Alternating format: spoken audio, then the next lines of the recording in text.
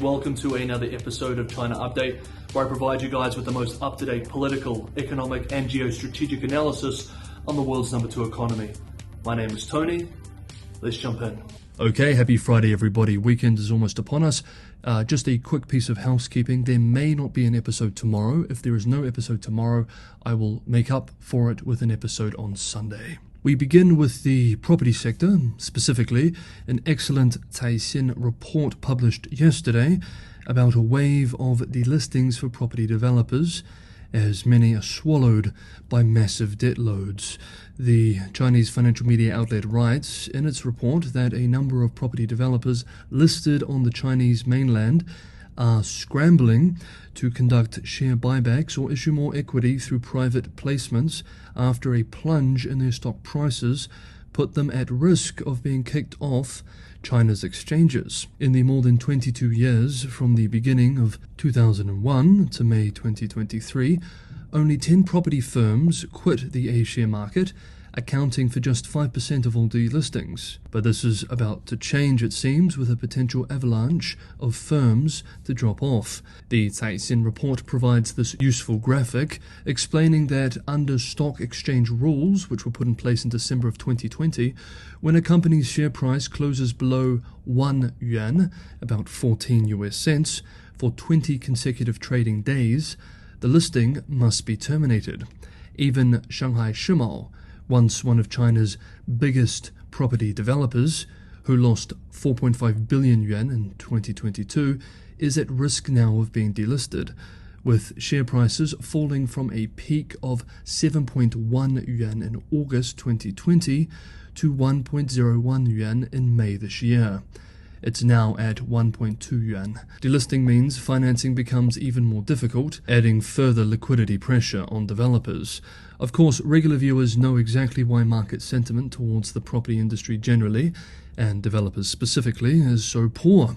The key factors include an ongoing liquidity squeeze on developers, an industry-wide collapse in profits, a growing number of debt defaults, and a deep reversal of the brief recovery in home sales seen at the start of the year. The Caixin report concludes that only a revival in market confidence can save many of these developers, but then ends with a deeply pessimistic observation.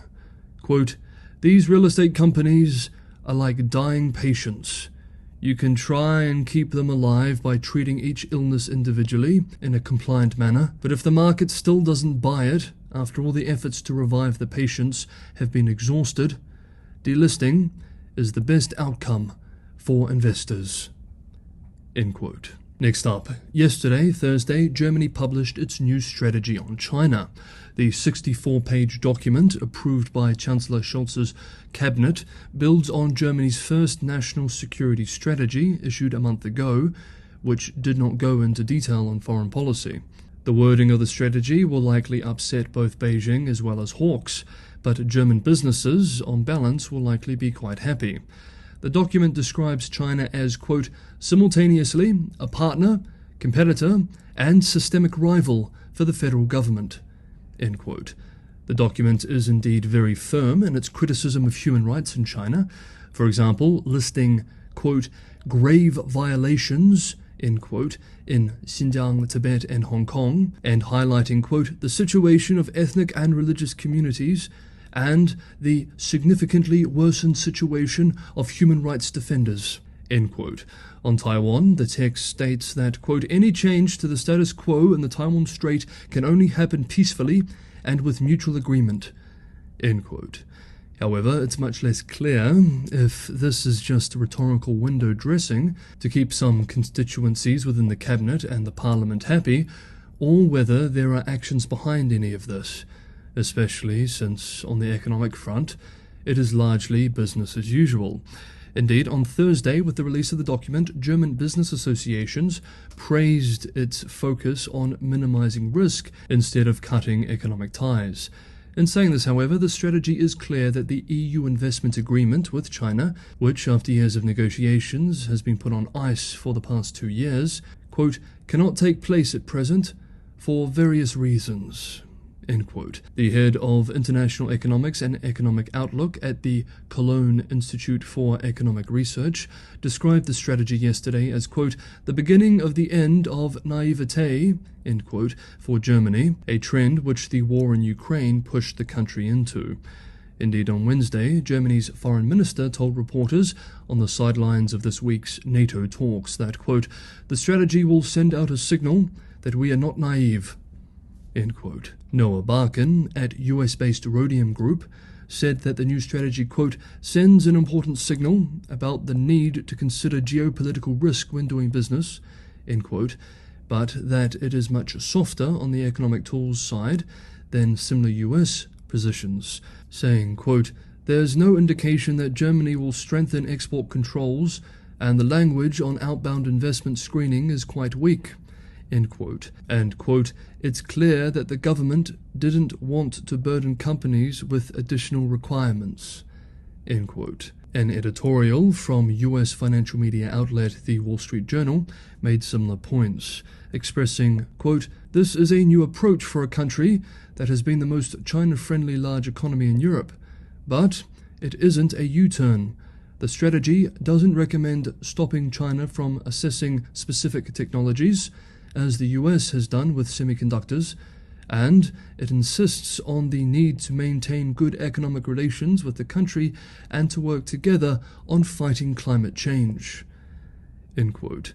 In response to the German strategy, the Chinese embassy in Germany said in a statement on Thursday that, quote, China hopes Germany can view China's development in a rational, comprehensive, and objective manner, end quote, and that, quote, viewing China as a competitor and systemic rival does not accord with reality, end quote. Interestingly, so far both official and state media responses to the strategy have been quite restrained, suggesting that Beijing still very much wants to woo Germany and France to prevent the EU from aligning too much with Washington. For example, state-run Global Times, which regular viewers know can be very aggressive in commentaries, especially on the US, had this to say about the German move.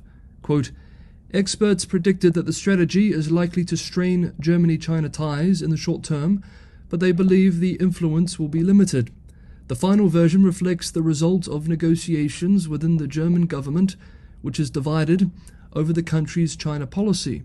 The Green Party advocates a tougher stance on China, while Scholz is considered more pragmatic, end quote. Sun Keqin, a research fellow at the China Institute of Contemporary International Relations, expressed a similar idea yesterday too, observing, quote, the strategy in part reflects the compromise between China hawks and pragmatists within Germany, but also Atlantists and pragmatists within Europe, end quote. The strategy will now move to Parliament, where lawmakers are expected to begin debating it when they reconvene in September.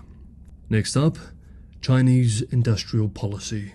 Hey everyone, if you enjoyed today's episode of China Update, don't forget to hit that like button. If you're new to the channel, or if you have not subscribed yet and you find this sort of material useful, maybe consider subscribing, and that way you'll be on top of the most up-to-date analysis on China as it's released. The best way to help the channel grow too is to share this with people who you think would also be interested in this sort of content. And as always, anyone who can go the extra mile and help keep the channel financially sustainable, Patreon and Buy Me a Coffee links are in the description below. As always, thank you so much everybody for the ongoing support. And finally, the University of California Institute on Global Conflict and Cooperation has published a comprehensive working paper on Chinese industrial policy from 2006 through to the present day.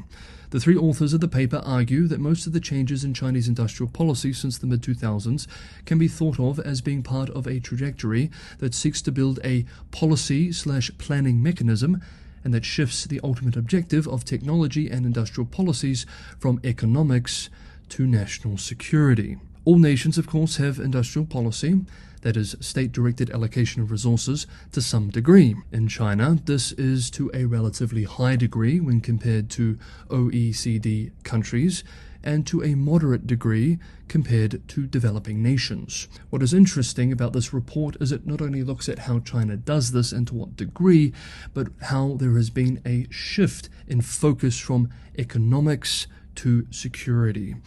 Let's end by examining the main points made by the report, which we are now quoting directly. China's industrial policy does not fit well into traditional concepts of industrial policy, and even clear definitions of China's industrial policy are rare. Everybody seems to agree that China has an aggressive industrial policy, but there is surprisingly little discussion about what that industrial policy is. To some extent, this is because China's industrial and technology policies have been in a constant state of flux since the mid-2000s. In this working paper, we argue that most of the process of restless change can be incorporated into a trajectory of two dimensions. First, the build-out of a policy planning mechanism, and second, a shift in the ultimate objective of technology and industrial policies from economics to security. We argue that these two simple features are robust enough to bear the weight of most characteristics of Chinese industrial policy. We then discuss the most recent phase of China's industrial policy, characterized by a focus on security and new implementing instruments such as the New Style National Team and the strengthening of the National Strategy Science and Technology Force. Now, moving from the executive summary to the conclusion of the paper, and we continue to directly quote the authors. The complex of policies adopted after 2020 clearly demonstrate the triumph of national security over all other policy objectives.